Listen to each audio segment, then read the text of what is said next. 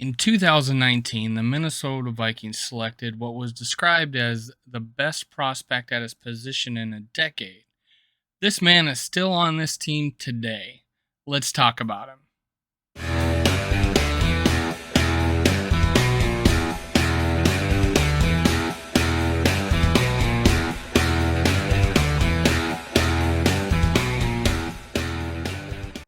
Welcome to minnesotasports.com. I'm your host, Dave. You can follow me on Twitter at SkullWorld and at mnsportspodcast. You can also follow me on Facebook, SkullWorld. Now go down, click like, click subscribe, leave a comment. Please leave a comment after the show today. I want to hear what you think. And ring the bell so you never miss a show. Now let's get started. It is not often a player is universally despised. We've had like a Matt Khalil. People didn't like him. It's hard to tell why you don't like a player. Well, there's no doubt why the Vikings fans do not like this player is because of the build-up and the disappointment of it all. And that was 2019 NFL draft pick to the Minnesota Vikings, Garrett Bradbury. In some cases, he was billed as a generational center draft pick, a prospect, a generational type of player. At least they said and you hear this before, the best prospect in a decade. That gets thrown out every once in a while. They said the same thing about the center coming out this year from, I think, Iowa. So the Vikings fans clamoring for offensive line and just not hitting on players, and in the defensive or the offensive line just struggling in some cases. 2018 we had the worst run offense in the league. We were like 30th. And then, we're having our offensive line coach died the summer before the 2008 season. So here we are struggling in 2018. We decided to draft Garrett Bradbury for 2019. And he's been our center since the rookie year. He was 16 games started in 2019, 16 games started in 2020, 13 games last year. He almost lost his starting job, right? But because of offensive guard was so weak at right guard, he got to keep his position, and the backup center moved out to right guard because we needed it. So now it's 2022, and Garrett Bradbury is still considered the starting center of the Minnesota Vikings. We did not take up his 5th-year option on his contract, so this is his 4th year in his contract year, and he has a lot to play for. Now, how did he attack it? Now let's start back when he was a prospect and go over some things and the reasons why we drafted him. Now, in 2019, we were drafting a 306-pound center. Now, what we have right now is a 295-pound center. Or 290, I think he listed it at. Let's actually look at his quote. Let's read Chris Thomason. He says, Garrett Bradbury admitted he has to be more consistent. Said he played 295 last year and is now 305, 310. I'm putting on weight, so I'm feeling really good. Said he put on weight by lifting and eating beef and ice cream, just eating everything that I can. So last year he played at 295. We drafted him at 306. Now, here's some measurables from him. He's 6'3", good height. You don't need to be super tall, but means you're a little bit bigger. We've had shorter centers like Sullivan. 6'3", 306 pounds, 31 and 3/4 inch arms. Not the longest arms in the world. That was a little bit of a setback. Hands 10.5. Those are huge hands. So that's a positive for him. 40-yard dash, 4.92. That's good for an offensive lineman. Bench press 34, also good. Aaron Donald 35, defensive tackle. Aaron Donald 35. So he's almost as strong as Aaron Donald in that aspect. Of course, players with shorter arms tend to have a better bench press. Vertical jump 31, also very good for a lineman. Broad jump 104 inches, also very good for a 300-pound man. 3-cone drill 741. You'll find that's to be one of the better 3-cone drills for a lineman his size. 20-yard shuttle 453, also very good for a lineman his size. So he's got explosive numbers. He's mobile, and you'll see that talked about in his run game. Now let's look at what the strengths were in his draft profile. Good lean muscle mass and core strength. Good to see. Now he's smart. They talk about it, how he works out basically by saying that, and that's hopefully what he did to put on this weight that he supposedly did in the off season. Now is it 5 or is it 10 pounds? I want to know. Former tight end with above average athletic talent, again also good, coming in the league. Fluid mover who can coach or who can reach, pull, and climb successfully. He was often known as the Grim Reacher. And that's where you almost pull, but the line slides, and you're doing that to cut off the defensive tackle. So you might move to the right and then cut off the defensive tackle, and thus you don't have to use. You have you have an advantage. You have a man-on-man advantage if you're moving away and leaving the end free, or the outside edge rusher free as you're running to the right side, because you're moving over. Everybody's moving over one guy to block him, and that's reaching. And he was very good at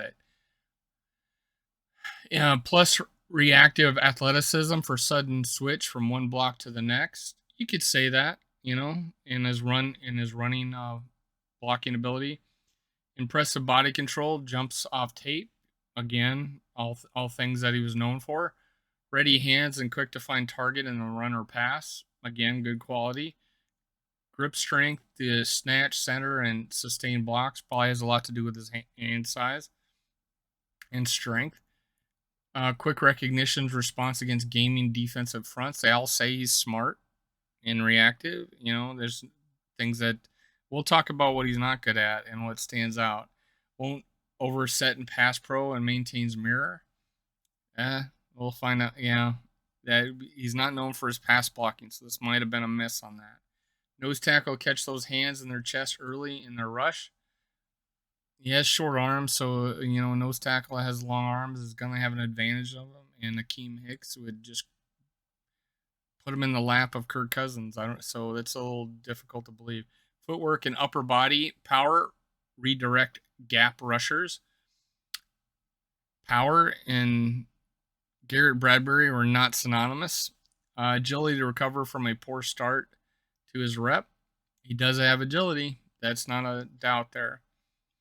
Weaknesses. Falls slightly below NFL size average for the position. Also true. Not too bad, though. Forward lean into pass sets could open him up to counters. Probably. He's not a good pass protector. Regularity of punch mechanics make him predictable for hand encounters. Pass protection benefited from quick game and play action attack. Should give ground to gain ground on initial zone steps to prevent penetration. Apparently he didn't. That's why it's a weakness. Rushes lateral movement at times. Run blocking gets top heavy with excessive leaning. I'm not sure about that. Doesn't get much movement as a drive blocker. He's more of a position guy. Won't be able to get away, grabs and holds on second level in the NFL. I don't think he's been known to be a big penalty guy. So, who knows about that? So those are the strengths and weaknesses. You could debate those or not. What we know is that he's not a very good pass protector, and he's an average, slightly better run blocker because of the scheme and his mobility, he fits the run schemes that he's been in. However, he gets beat on pass protection, and can't step up in the pocket. So he's just not having a clean pocket, and we all know that Kirk Cousins is excellent when he's got a clean pocket and below average when he doesn't, and because he doesn't throw off script. So those are things about Garrett Bradbury. Now, what's encouraging is that he says, "Hey, Garrett Bradbury does not have a great anchor when it comes to a bull rush up the middle from a nose tackle. So if you're gonna play defense against the Vikings, you put a nose tackle as big a guy as you can right up front on Garrett Bradbury, and you're gonna shove him back into Kirk Cousins every time on pass protection." So Garrett Bradbury says, "Hey, I'm in my contract year. I've already blown my chance of getting a 5th year of my contract. They're giving me an opportunity to be the starting center," and that was brought up in the opening press conferences with O'Connell. He mentioned 4 guys that are locks, and we know he didn't say them by name, but we know he meant everybody but the right guard, and so that was a big win for Garrett Bradbury. Now Chris Reed is actually playing second team center and getting snaps there for the potential of him winning the job, maybe. But I think it's more of as a backup in case he goes down, because Chris Reed's still competing at right guard. I think they're giving him opportunity because he still has talent. He was drafted for a reason that high. Obviously, it's looked at as a reach now, but if he puts on this weight and he's committed to getting stronger, and that could happen. That is something you could do. You could get stronger. Technique is a harder thing to do. I don't think he's been known for having bad technique. He's just been manhandled, and that was the issue. And if he can get stronger, he was already a physically strong guy coming out of college. 34 reps on the is good, especially for a center. So, is it smart giving Garrett Bradbury this opportunity? I think it was thought of as that it was the intelligent thing to do because he was on the roster. We had limited options. Honestly, there was plenty of opportunity to get a center out of this free agency, but they were like, "Hey, let's spend our resources elsewhere because we got a first round center on our team." So this may work out. Let's hope it works out. I am a Viking fan, and I want Garrett Bradbury to be the guy and be good.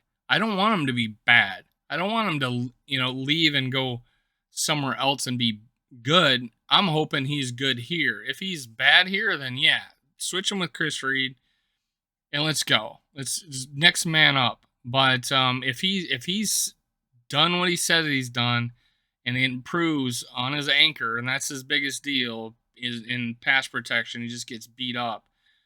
I'll be his biggest fan.